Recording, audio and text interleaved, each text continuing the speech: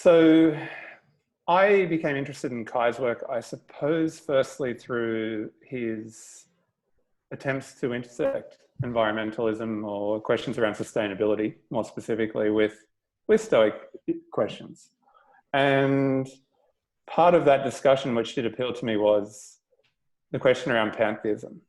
So for the viewers who might not be too familiar with pantheistic definitions, let's say, of the world, it concerns, for the Stoics, where God is omnipresent in the world, and more specifically, God's rationality. And so this is one of the ways in which the Stoics will describe nature, not only our nature, but universal nature. And that becomes very important when we consider why the Stoics are so emphatic about our social or communal orientations, because we all share in this rationality. So anyway, so to get back to what Kai was saying, I found something in his work quite appealing in that he was defending the orthodox reading of Stoicism, which wants to maintain that we live in a pantheistic world. And for modern Stoicism, there's the question about how you integrate something like pantheism within climate science, which is evidence-based. It's an empirical field. And when we think of pantheism, or when we think of God, and when we think of theological themes, we think of faith, and we think of inquiries which aren't necessarily bound up in what climate science might be involved in. But nevertheless, I think, and I think Kai does too, that it's important, if we're going to engage Stoicism on these kinds of questions, that we don't relinquish some of its core elements, and pantheism for me is one of those. And it's part of the tension in engaging ancient ideas. Is how do you manipulate, how do you maneuver with the terms without relinquishing them entirely? Yeah, and I think that not only that, but it has to be about getting to as much truth as we can possibly lay our hands on, right? It's like I don't think that it should ever be about, like, okay, there's room for preserving the ancient ideas. You might say that's for the classics, the classics professors. That's for historians, to Sure. keep those ideas there. Then there's room to push the boundaries and try and see what, like, okay, where does science play a role? Where does sociology play a role? How do we see Stoicism through those lenses? But then there has to be that person in the middle who says, okay, well, what's the most amount of truth that we can possibly get here, and how do we get that out to people, right? And that's why I'm so interested in this idea of pantheism and trying to figure out, what did the Stoics say about God? What wasn't? We have such a distorted view in our Western culture, especially, right, of what God is, because we immediately think Christianity, we think prosperity gospel, we think that God, right? And as soon as that pops into your head, you see it when you're talking to people. As soon as you say God, their eyes light up and they're like, well, this couldn't possibly be anything. You're like, slow down. Like, that's not what the Stoics saw as a God, right? So can we actually, let's jump straight into the conversation there, Will. Like what is your perspective of what the Stoic God is, and also Okay. what do you think that translates to today with modern science and stuff like that? Okay, I would probably there have to begin with how I became interested in Stoicism. And I didn't have a moment where Stoicism for me was all of a sudden the reason I was interested in philosophy. I didn't have that, yes, Stoicism kind of moment. It more kind of encroached on me because I was working with philosophy anyway.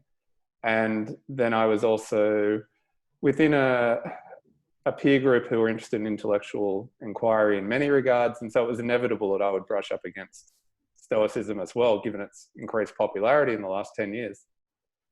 And I remember when I first became interested in Stoicism, I became very interested in the physics that they have. And for me, the Stoic God and Stoic physics present a nice symmetry in terms of how we understand ourselves in relation to the rest of the world. Now, there are two aspects of the Stoic physics which are important here. One is that they present a monistic sense of the universe. What that means is a singular, in this case, substance, or rationality-infused substance, which permeates everything to various degrees. And they also describe this physical condition for the world as being a collegial condition. So we all share in it, and that underpins why we're in this singular community.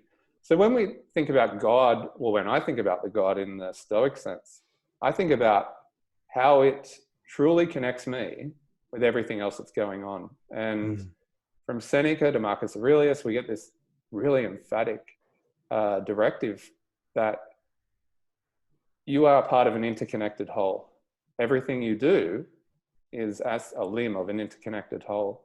And in that regard, God becomes less of a transcendent figure who oversees everything to being the condition of why I'm involved in everything in the first place, why I became what I became. Now, that just saying it that way in a current context sounds dangerous if you're not necessarily theologically inclined, because I'm saying that God is responsible for my belonging in the world, the way I do things, et cetera, et cetera. But again, it's exactly what you said.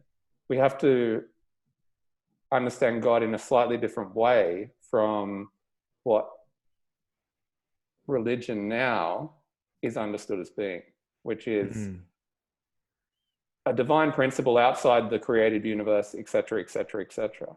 There's something about God which is much more internal to the world for the Stoics. And Kai, you might want to come in here as well, but I'd like to add, like, does it almost seem unnecessary to even use the term God? So, for example, in Eastern philosophy, there is the tradition of saying, well, we don't necessarily know what it is, but whatever it is, it just makes all of this work, and it's you and it's me, and it's not just my fingers, it's the space between my fingers, because without that space, these fingers don't exist.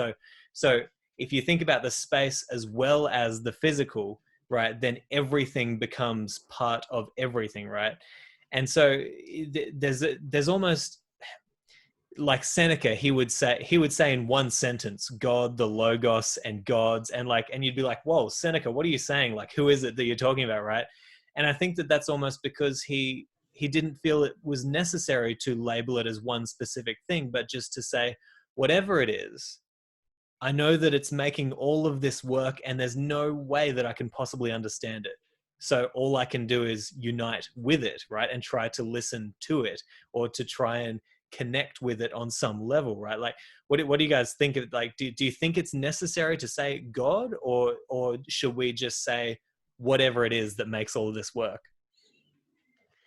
Problem is, if I say Logos, right, the Christians have a view of the Logos, and that is like Jesus, because the Logos is the word is God, and that they have took that. So even if I use the word Logos, when I do use the word Logos, Christians eyes light up and go, you mean like what John said? I'm like, no, I don't mean what John said necessarily, because Logos isn't just the word, and the word isn't necessarily Jesus. So using that word, I don't actually avoid the problem. It actually becomes more religious because of the way that Christians adopted that term, and how it's very, very important. Even if you don't know Greek as a Christian, even particularly evangelical, you're going to know Logos. So that they have even cruise ships, Christian cruise ships called the Logos, right? So it is still bonded to the Christian faith. And if I use the word universe, then I get into the problem that Will tripped over when I was looking at his work, saying is inanimate, because the way that we see the word universe, we use it in a sort of literal physical sense in physics. So if I use the word universe, you have a different connotation to what I actually mean if I mean God. I think if somebody who makes dream catchers, for example. The universe. You could also get into the secret, which I absolutely disdain. Yeah. We don't need to mention it anymore because it's that evil. Because we just sit there and it'll come to us. No, and then damn it, Oprah's coming on the show next week. No, just kidding. Exactly. And then you've got the Logos issue. So I think I've written about this, that we need to claim terms. Like your name's Simon. I could call you Mr. Drew, right? But you're also called Simon, and I'm sure you've got a nickname somewhere. So I now prefer Mr. Drew, but go on. Okay, Mr. Drew. So we could call you by different names, but we could just come to an agreement about, when I say God in this context, this is what I mean. And I feel like, why should I relinquish a particular word because like certain Stoics, either in the contemporary movement or even academics, feel uncomfortable with it. For me, especially if you're an academic and you feel uncomfortable with it, you have to do your due diligence. You can't just say, I don't need to mention names, and we know who those people are. I don't like the word God, and that's it. Okay, do your due diligence and really carefully look at that terminology and ask yourself, like, even Epictetus is probably the most theologically inclined Roman Stoic. When he says God, what does he mean? And if you want to go into like Chrysippus, who does real, proofing about why there is a God, what does he mean? And then say, okay, when I use the word God, am I using it in a Catholic sort of with Catholic connotation? Oh, perhaps I should stop doing that. Because as an academic, you should feel comfortable with terms if they're well defined. And I would say the Stoic God is well defined in those contexts, but I'll pass it on to Will. Yeah, cool. You mean in terms of the Stoic God being defined in various terms, Kai? I think, but we do have the Stoic God in various terms. Like Chrysippus has a certain way of speaking about God. Epictetus certainly has. Marcus has. But in no way, shape or form, I would say any of that is linked to particularly the Christian or Judaic, as opposed to say the Islamic, which is slightly more complex. But I don't see why, if you've done your due diligence and you've really looked at the word God and how it's used, you can come to the conclusion that the Christian is kind of, even if you say it's not the Christian God, that's not the issue. We all say that it's not the Christian God, but then we still have debates as if it were. Even as academics, like I still find myself debating. I know I'm not talking about Jesus or the Christian connotation of Jesus. However, the kind of language and the framing is still, to me, very Christian. Even if they have this disclaimer, I'm not talking about the Christian God. And then we still have this kind of debate as if we were talking about the Christian God. So I just wondered what you thought about, as an academic, having the ability to step back and really look at terms. I mean, you're a sociologist. I know it's part of your training. Terminology. I mean, I can understand from the modern Stoic point of view and the movement behind that, I can understand the motivation to want to replace the word God. I get the sense that Stoicism's application to questions such as environmental science can seem to be more rigorous if we pull that out of it and if we replace that term with another term. And you're right, as a sociologist, I am interested in questions of normative power that occurs discursively, the way that words and phrases and the way that we describe things can shape our understanding of the things. It's not just a label. So I can understand the motivation. And you're right also that within the Stoic academic community, when people use a term like God, the scholars and commentators will understand what that means. The question there becomes, when you go into the public arena, does the meaning get translated adequately? And I think a lot of modern Stoics think that it doesn't. And as a result, there's a pragmatic kind of direction taken where we will replace God with science or the facts, as Lawrence Becker says, or whatever it might be. Yeah.